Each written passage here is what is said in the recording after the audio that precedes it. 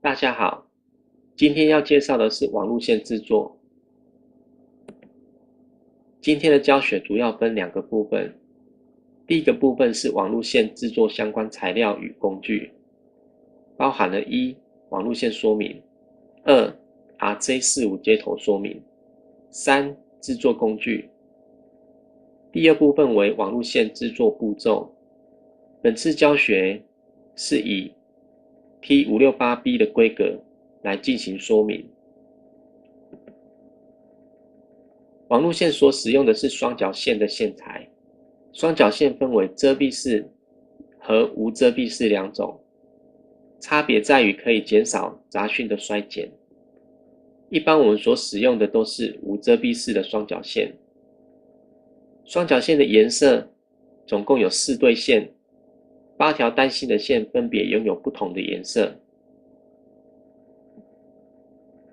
压制网路线的标准规格是根据电子电信工业协会的规定所制定的，分为 T568A 及 T568B 两种。如果是用分享器或集线器来连接电脑的话，则需要制作平行线，也就是两端接头都是 T568B 的规格。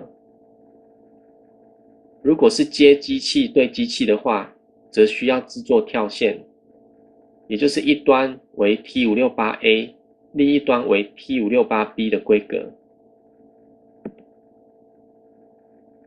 RJ45接头的压线主要是根据 T568的规格来制作，压线的顺序如表格所示。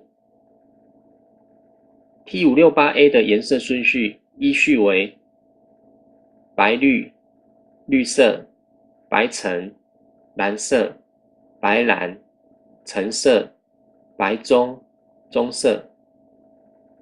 T568B 的规格为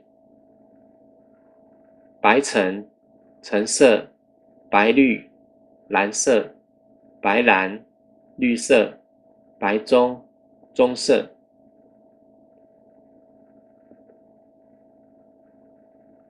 网路线制作所需要的工具如图，依序为 RJ45接头的压接钳、拨线器以及尖嘴钳、斜口钳。